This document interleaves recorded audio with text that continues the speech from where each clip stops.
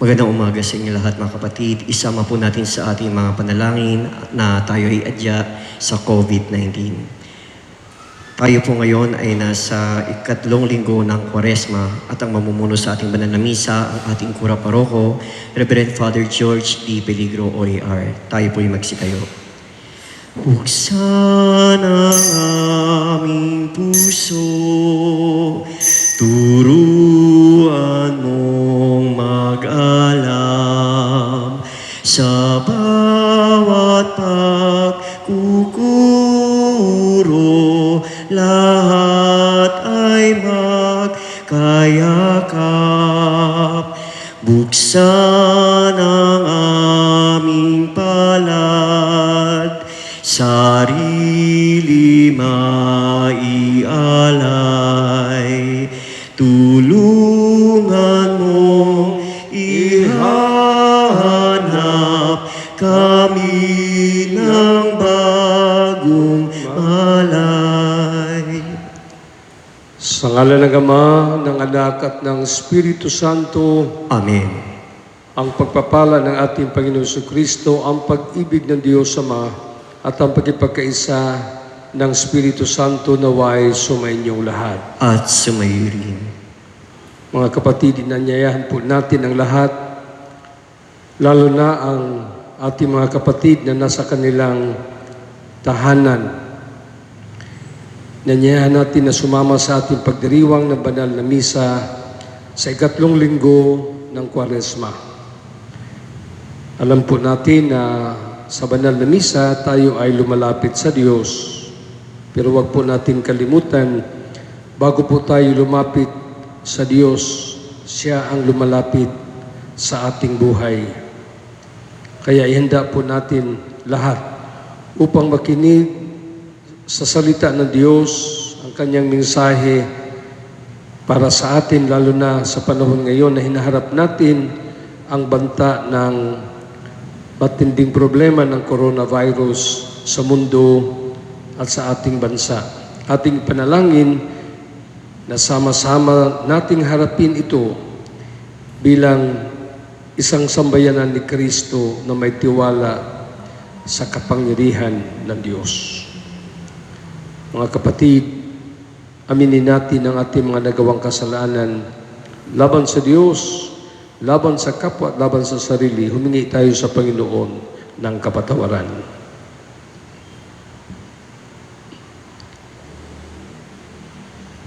Inaamin ko sa makapangyarihang Diyos at sa inyong mga kapatid na lubha akong nagkasala sa isip, sa salita at sa gawa at sa aking pagkukulang, kaya sinasamo ko sa mahal na Birheng Maria, sa lahat ng mga anghel at mga banal, at sa inyong mga kapatid na ako'y ipanalangin sa Panginoong ating Diyos. Kawaan tayo ng makapangyarihang Diyos. Patawarin tayo sa ating mga kasalanan at patnubayan tayo sa buhay na walang hanggan. Amen. Panginoon, kaawaan mo kami. Panginoon, kaawaan mo kami. Kristo, kaawaan mo kami. Kristo, kaawaan mo kami. Panginoon, kaawaan mo kami. Panginoon, kaawaan mo kami. Manalangin tayo. Ama naming makapangyarihan, ikaw ay maibigin at butihin sa tanan. Itinuturo mo na ang luna sa kasalanan ay nasa kusang pagpapakasakit, pagdalangin at pagmamalasakit.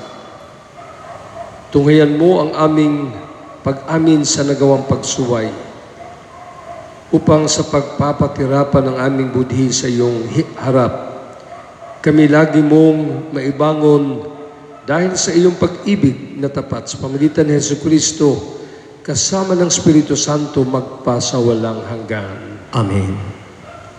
Dahil sa matinding pagkauhaw sa ilang, sinumbatan ng mga Israelita si Moises at ang Diyos. Pinabukal ng Diyos ang tubig mula sa bato upang may mainom sila. Pagbasa mula sa aklat ng Exodo. Noong mga araw na iyon, talagang uhaw na ang mga Israelita. Kaya sinumbatan nila si Moises. Inalis mo ba kami sa Ehipto para patayin sa uhaw, pati ang aming mga anak at mga hayop? Kaya taimtim na nalangin si Moises sa Panginoon. Ano ang gagawin ko sa mga taong ito? Ibig na nila akong batuhin. Sumagot ang Panginoon. Magsama ka ng ilang pinuno ng sambahayan ng Israel at mauna kayo sa mga Israelita. Dalhin mo ang iyong tungkod na inihampas mo sa ilog at lumakad na kayo. Hihintayin ko kayo sa ibabaw ng malaking bato sa Horeb. Hampasin mo ito at bubukal ang tubig na maiinom ng mga tao. Gayon nga ang ginawa ni Moises. At ito ay nasaksihan ng mga kasama niyang lider ng Israel. Ang lugar na yaon ay pinangalanan nilang Masa at Meriba. Dahil sa dooy nagtalo-talo ang mga Israelita at sinubok nila ang Panginoon. Ang pinagtalunan nila ay kung pinapatnubayan sila ng Panginoon o hindi.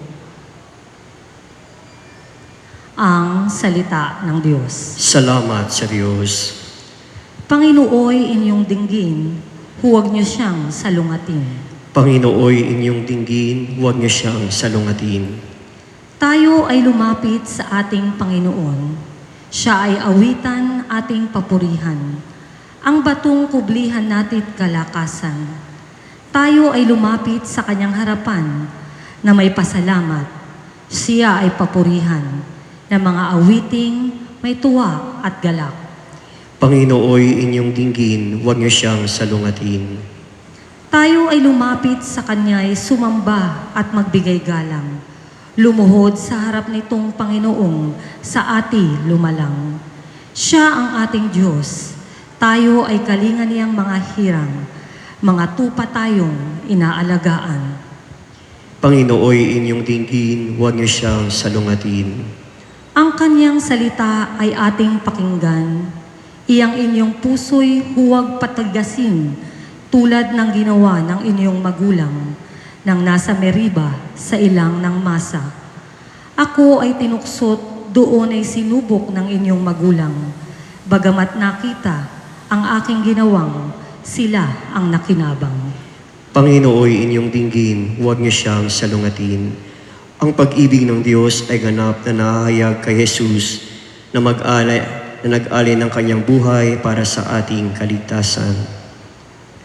Pagbasa mula sa sulat ni Apostol San Pablo sa mga taga-Roma.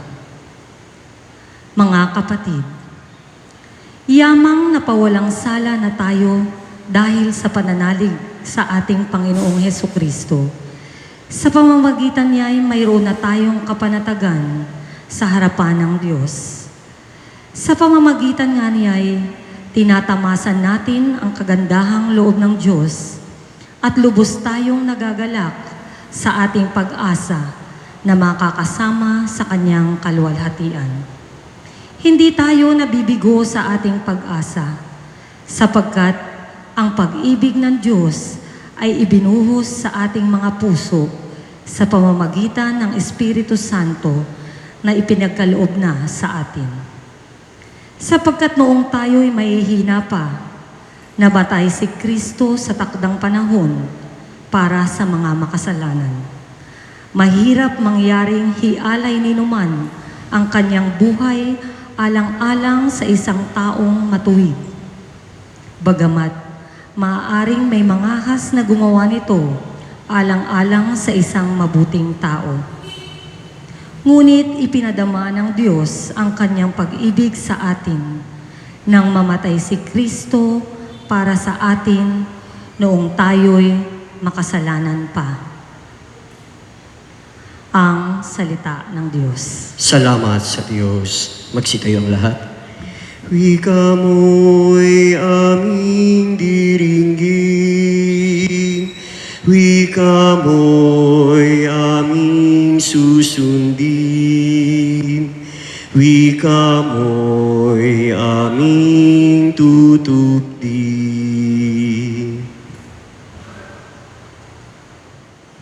Sumainyo ang Panginoon. at sumayo rin. Ang mabuting balita ng Panginoon ayon kay San Juan. Papuri sa iyo, Panginoon. Nung panong iyon, dumating si Jesus sa isang bayan sa Samaria na tinatawag na Sicar, malapit sa bukid na ibinigay ni Jacob sa kanyang anak na si Jose. Dito matatagpuan ang balon ni Jacob. Umupo si Jesus sa tabi nito sapagkat siya ay napagod sa paglalakbay. Halos katanghali ang tapat na noon. May isang Samaritanang dumating upang umigib. Sinabi ni Jesus sa kanya, "Maaari bang makiinom?" Wala noon ang kanyang mga alagad sapagkat bumili ng pagkain sa bayan. Sinabi sa kanya ng Samaritana, "Kayo'y Hudiyo at Samaritana ako. Bakit kayo humihingi sa akin ng inumin? Sapagkat hindi nakikitungo ang mga Hudiyo sa mga Samaritano." Sumagot si Jesus, "Kung alam lamang ninyo kung ano ang ipinagkakaloob ng Diyos at kung sino itong humihingi sa inyo ng inumin, marahil ay kayo ang hihingi sa Kanya at kayo na may bibigyan niya ng tubig na nagbibigay buhay." "Ginoo," wika ng babae, "malalim ang balong ito at wala man lamang kayong panalo. Saan kayo kukuha ng tubig na nagbibigay buhay? Higit pa ba kayo kaysa aming ninunong si Jacob na nagbigay sa amin ng balong ito? Uminom siya rito, pati ang kanyang mga anak at ang kanyang mga hayop." Sumagot si Jesus, "Ang uminom ng tubig na ito'y muling mauuhaw, ngunit ang uminom ng tubig na ibibigay ko ay hindi na muling mauuhaw. Ito'y magiging isang bukal sa loob niya, babalong at magbibigay sa kanya ng buhay na walang hanggan." Sinabi ng babae, "Ginoo, kung gayon po'y bigyan ninyo ako ng tubig na sinasabi ninyo, nang hindi na ako mauhaw ni pumarito pa upang sumalo. Ginoo, sa wari ko'y propeta kayo. Dito sa bundok na ito, sumamba sa Diyos ang aming mga magulang, ngunit sinasabi ninyong mga Hudiyo na sa Jerusalem lamang dapat sambahin ang Diyos." Tinugon siya ni Jesus, "Maniwala ka sa akin, ginang. Dumarating na ang panahon na sasambahin ninyo ang Ama, hindi lamang sa bundok na ito o sa Jerusalem. Hindi ninyo nakikilala ang inyong sinasamba, ngunit nakikilala namin ang aming sinasamba, sapagkat ang kaligtasan ay galing sa mga Hudyo. Ngunit dumarating na ang panahon, ngayon na nga, na ang mga tunay na sumasamba sa Ama ay sasamba sa Kanya sa Espiritu at sa katotohanan, sapagkat ito ang hinahanap ng Ama sa mga sumasamba sa Kanya.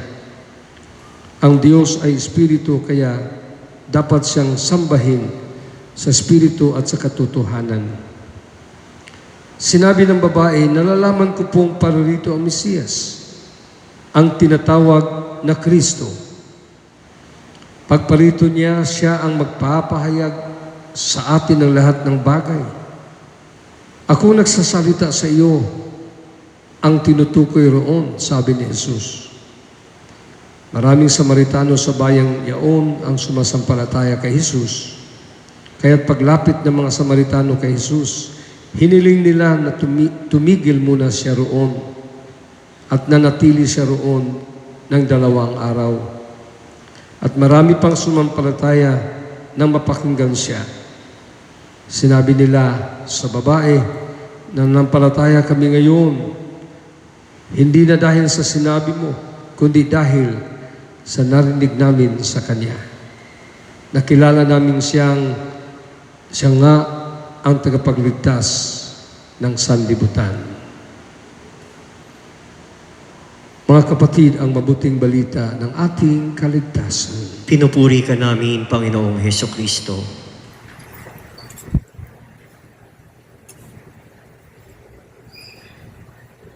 Ang ating gagawin sa linggo ito ay para sa ating panunod ng Kwaresma na narating natin ang pangatlong linggo sa Kwaresma. At ito rin ay ating panunod bilang panalangin para sa ating panunod ngayon na umaharap ng matinding problema yung tinatawag natin coronavirus. Kaya, ngayon na ating nalalagay sa iyo, kahit nasa tahanan tayo, sama-sama natin itaas sa Panginoon ang ating pananampalataya, ang ating mga panalangin upang malampasan po natin ang problema nito. Mga kapatid, alam po natin nothing happens by accident. Lahat ng mga nangyayari kaganapan sa ating pamilya, mayroon po yung dahilan. Minsan, nararamdaman natin kaagad ang dahilan, pero kadalasan, kailangan pa natin alamin dahil ito yung mga misteryo na nangyayari. Mga sa sister sa linggo ito, ating lawakan ang ating tiwala sa Diyos, ating lawakan ang ating kakayahan upang sikapin natin intindihin ang mga kilos at gawain ng Diyos sa ating buhay. Ano po ba ang mensahe ng ating mapabasa sa linggo ito? Sabihin lang natin, may tatlong araw na pili natin pag-ilayan. Bawang isa sa atin. Ang una, ay yung nangyayari sa pamahagin sa malitana. Dapat malaman natin na huwag tayo maghanap ng ano mga kaligayahan kung saan-saan. Dapat ang tunay na kaligayahan, yun ang ating hanapin at dapat natatuwa.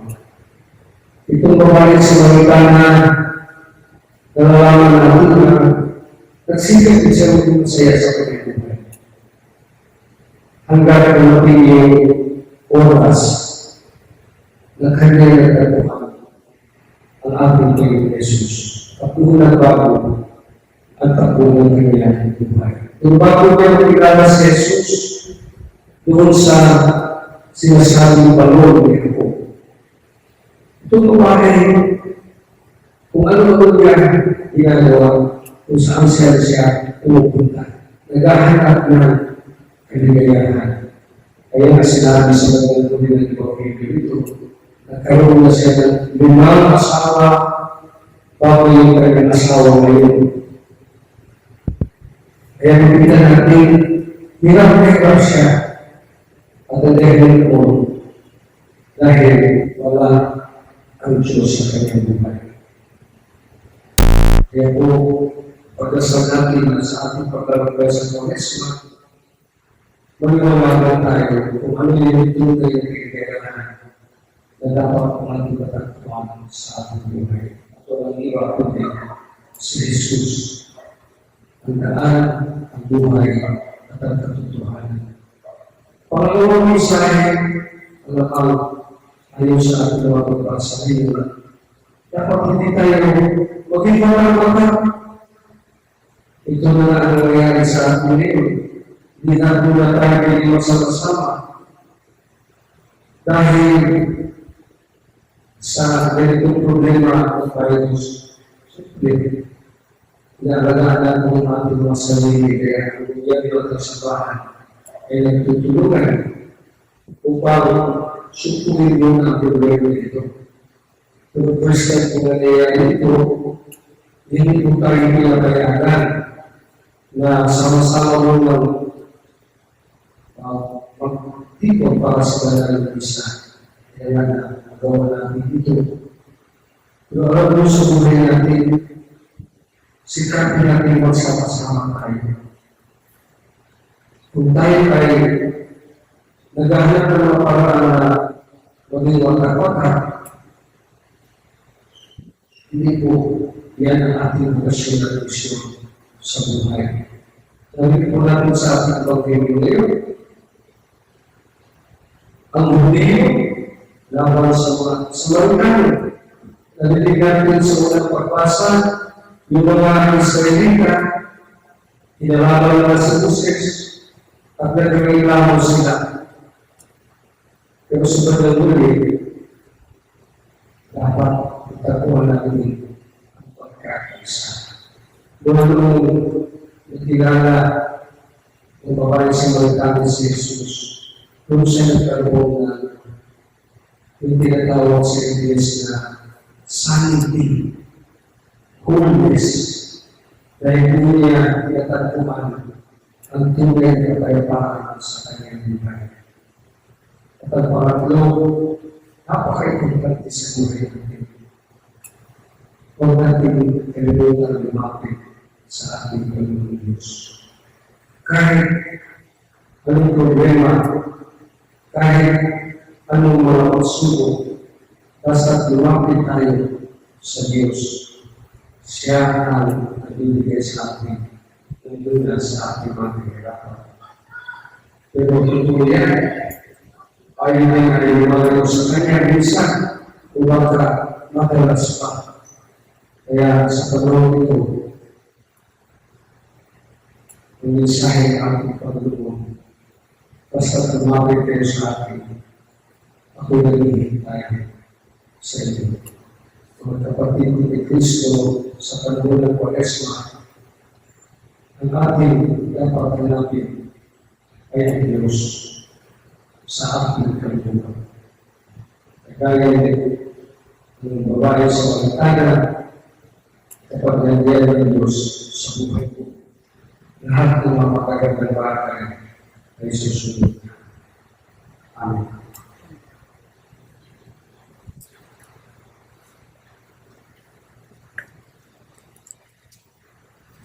Pagsimperin tayo at ating bahaya ng ating pananampalataya. Sumasampalataya ako sa Diyos ng mga makapagitan sa lahat na may gawa ng langit at lupa. Sumasampalataya ako kay Jesus Cristo, isa ang Diyos, Panginoon natin lahat. Nagkatawang tao siya ng Espiritu Santo. Ipinanganak sa naman ni David. Ipinapasakot ito siya kilala. Ikinakap sa krus ng kaya ni David. Nanawas sa nagkaroon ng daming kawan. Nung naikatong araw ng buhay ng huli, umakit sa langit, nalulog sa kanan ng Diyos ang mga makapangyarihan sa lahat. Doon ang mula ng kalilito at napupo sa namumuhay at namatay ng tao. Sumasampalataya din ako sa Diyos Espiritu Santo, sa banal na simbahan katolika, sa kasamaan ng mga banal, sa kapatawaran ng mga kasalanan, sa pagkabuhay ng umiig ng namatay ng tao, at sa buhay ng mga pagkakaan. Amen. Panalangin mo yan, ating pahayag sa Diyos na siyang utang ng buhay ng ating mga dalangin at kailangan, ating tugod, Panginoon ng buhay, hindi mo kami. Panginoon ang buhay, hindi mo kami. Para sa simbahan, maging mapagpakuwalan na tayo sa ating paglilingkod sa Diyos at sa kapwa. Manalangin tayo. Panginoon ang buhay, hindi mo kami. Para sa mga tulad ng babaeng Samaritana, matagpuan nawa nila ang kapanatagan at tunay na kapayapaan kay Jesus. Manalangin tayo. Panginoon ang buhay, hindi mo kami. Para sa mga pinuno ng ating lipunan, maging modelo nawa nila si Jesus na siya tunay na nagbuo sa kapwa sa pamamagitan ng pag-ibig at paggawa. Manalangin tayo. Panginoon ang buhay, hindi mo kami. Para sa mga limbago, makapanawa nila ang pangalan ng Diyos na buhay na walang hanggan. Manalangin tayo. Panginoon ang buhay, hindi mo kami. Sa ilang sandali ng katahimikan, Ating ipanalangin ang iba pang mga pangangailangan ng ating Panginoon. Pati na rin ang ating pagsaliling ng Injil.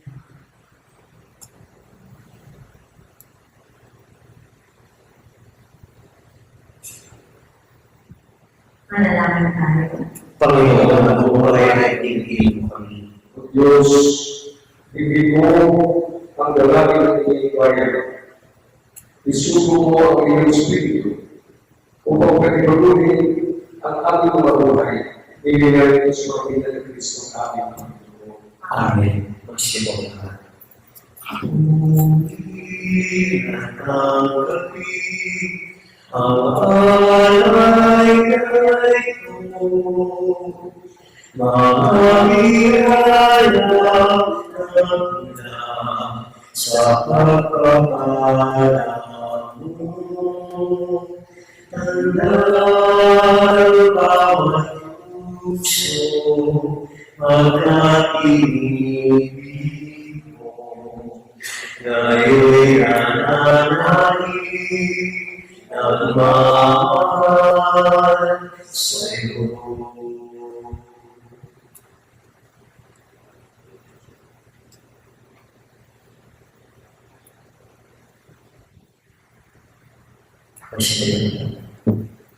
Maraming kayo mga kapatid ng mga kailangan ng Diyos sa mga kapangyarihan. Nagdiyawan ng Panginoon at magpatahay sa iyo mga kamay, sa kapuyayan at karapatan sa ating kapitulungan at sa buong sambayan ng banal. Ang maraming ibigay ng buo ang aming pagkakakit upang ang mga kasalanan namin hindi na kapatawaran sa iyo ay magtuhan din namin ipatawad sa kapwa-tao sa pagkakitan ng Yesu Cristo kasama ng Espiritu Santo magpasa walang hanggan. Amen.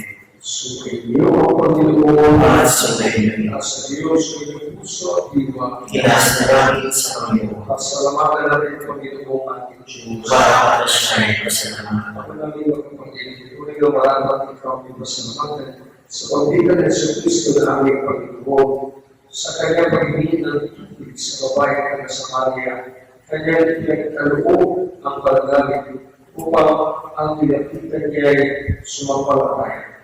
Sa pagkauhawa ng lahat, kanyang masigit, minahalat, na ang pag-ibig mo ay pakilala sa mga sumasampalataya sa kanya. Kaya kaysa mga nagsasabi na patuloy sa lulungkay sa kalangitan, kami nagtutulog sa iyong kalangitan. Santo, Santo, Santo ang Panginoong Diyos ng kapangyarihan, napupuno ang lahat ng lupa at ang kailangan mo, o sana sa kaitaasan, pinagpalaan na kami ito sa ngalan ng Panginoon, o sana sa kaitaasan.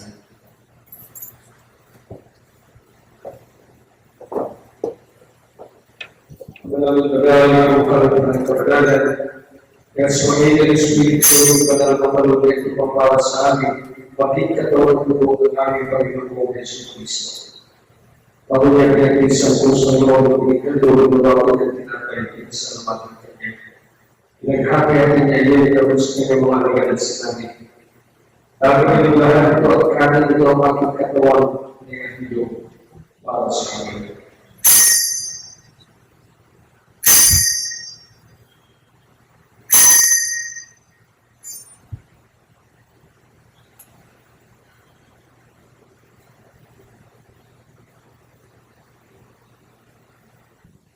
Hindi naman matapos ang pagkawakan ng kami sa mga sa malatan. Nabigyan kami sa kanyang malagat sa natin na pinulahan ito at ikinig. Naw kami sa natin lubog para walang karatiban. Ang aking lubog ay bubuhos para sa may kasalan sa kapagpapatawad ng mga kasalanan. Gawin ito sa pag-alala sa atin.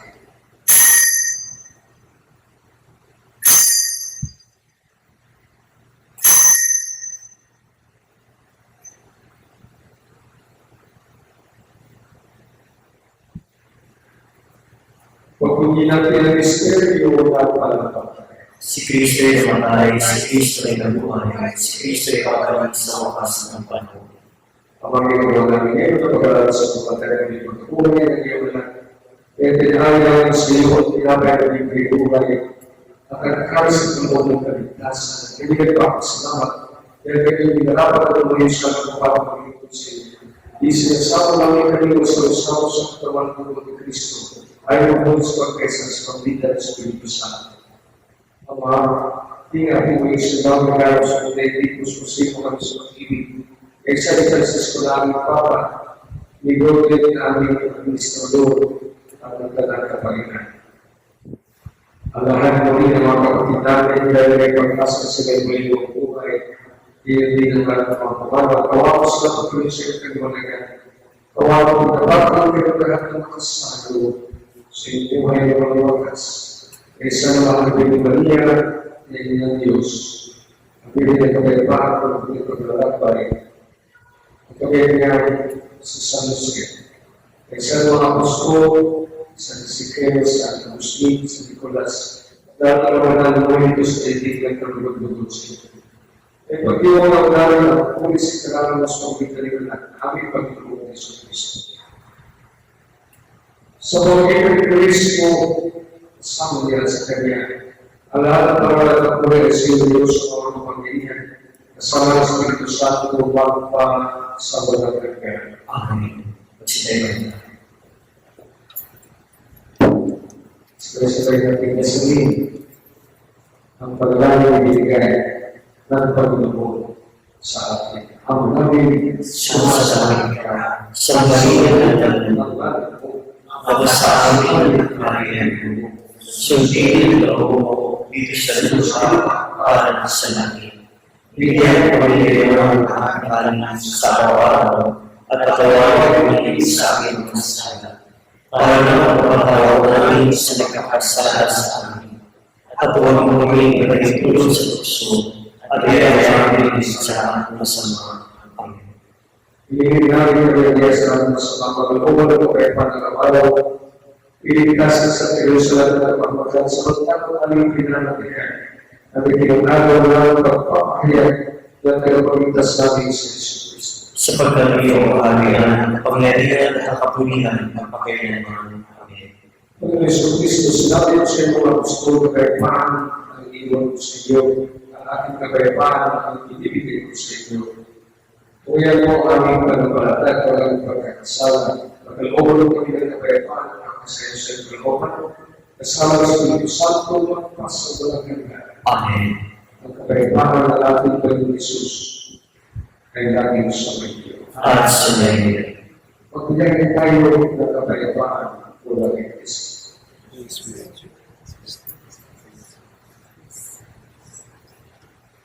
Kordero ng Diyos na nag-aalis ng mga kasalanan sa lipunan, maawa ka sa amin.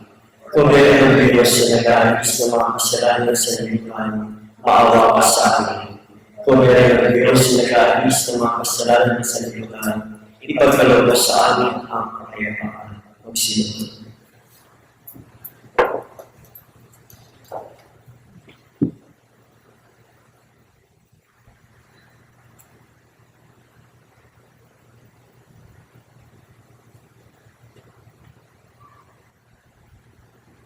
Kapatid na ito ang ating Panginoon Jesus, ang Kordero ng Diyos.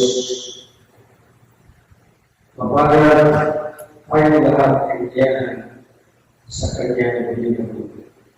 Panginoon, iyong tawag dapat magpatuloy sa iyo. Ngunit sa isang salita lamang ay gagawin.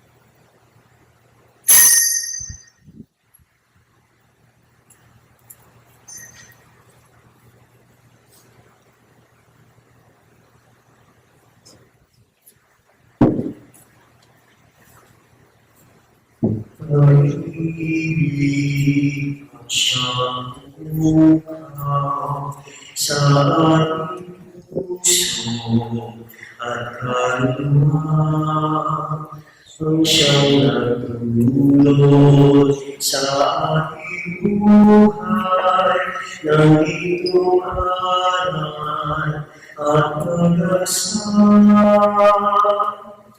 Pagkat ang Diyos na Diyos ng pag-ibig, magmamahalan tayo'y magtulungan. At kung tayo'y bigo ay mag-inuti, na may Diyos tayo nagmamahal. Pagkat ang Diyos natin Diyos na pag-ibig, magmamahalan tayong magtulungan. At kung tayo'y bigo ay mag-inuti, na may Diyos tayo nagmamahal. Diyos ay pag-ibig, Diyos ay pag-ibig, Diyos ay pag-ibig.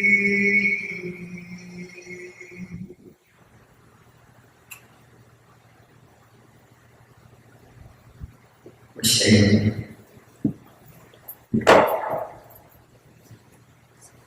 Panalangin tayo.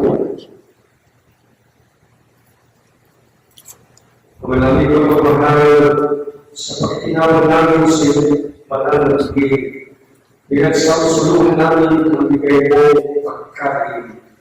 Ang ginaganap namin mo sa pagkaliwang kay Diyos nawang mangyari sa gawain namin araw-araw. Sa pagkitan ni sa Kristo, kasama ng Espiritu Santo, magpa-saulang hanggang. Amen.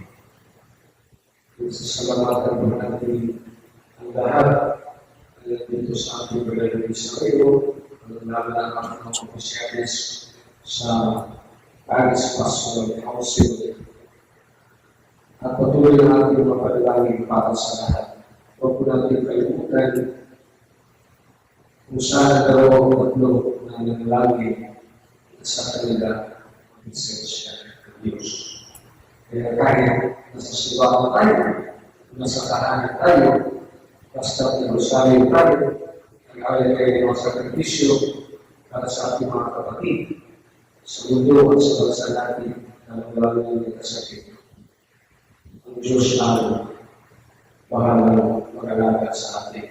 Ipapakalaman din po natin na habang yung ating opisina ay sarado, dahil po sa publikasyon sa Obispo at sa gobyerno, yung ating opisina ay pansamantala walang servisyo. Pero yung ating simbahan, bukas sa umaga, mula ng alas 6 hanggang alas 7:30, 6 to 7:30 p.m. At sa hapon naman, alas 5 hanggang alas 7:30, 5 to 7 p.m. Ito po yung advice natin mahal na Obispo at Istador sa Bishop at Pamilyo. At yung ating kapana, nanalangin po tayo tuwing alas 12 na tanghali at saka alas 8 ng gabi.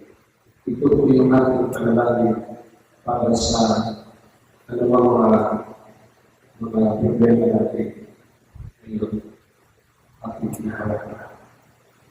Kaya sa inyo lahat na kapayapaan po at ang pag-ibig ng Diyos. Sumainyo ang Panginoon At sa baby. at pagpalain kayo ng kapamilya ng Diyos, Ama, Anak at Espiritu Santo. Amen. Kung sa ating banal na pagdiriwang ng Karistiya, bumayo kayo taglay ng pag-ibig ni Kristo. Salamat sa Diyos. Walang sinuman na buhay para sa sarili naman.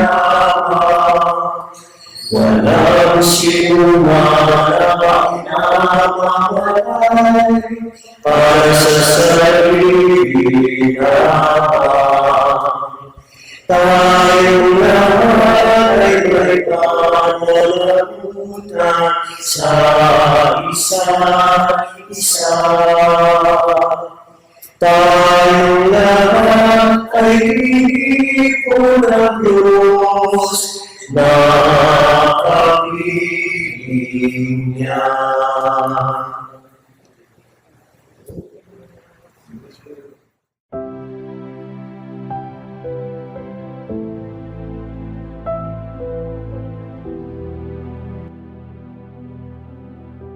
Ama naming mapagmahal, lumalapit kami sa iyo sa aming pangangailangan upang hilingin kami ay ipagadya mo sa sakit na dulot ng 2019 and coronavirus na kumitil sa maraming buhay at patuloy na kumakalat sa iba't ibang bayan at bansa.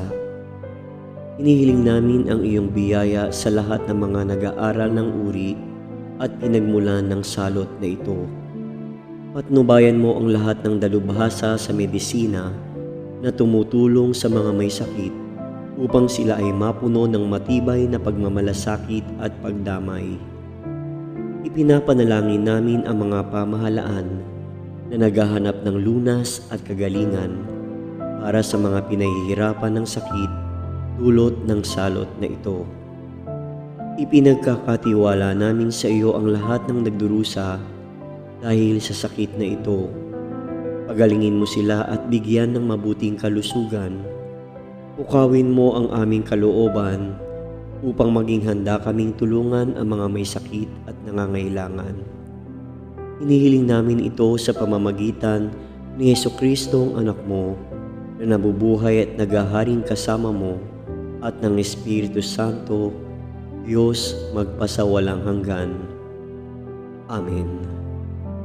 Maria, mapag-ampon sa mga Kristiyano, ipanalangin mo kami. San Rafael Arcangel, ipanalangin mo kami. San Roque, ipanalangin mo kami. San Lorenzo Ruiz, ipanalangin mo kami. San Pedro Calungsod, ipanalangin mo kami.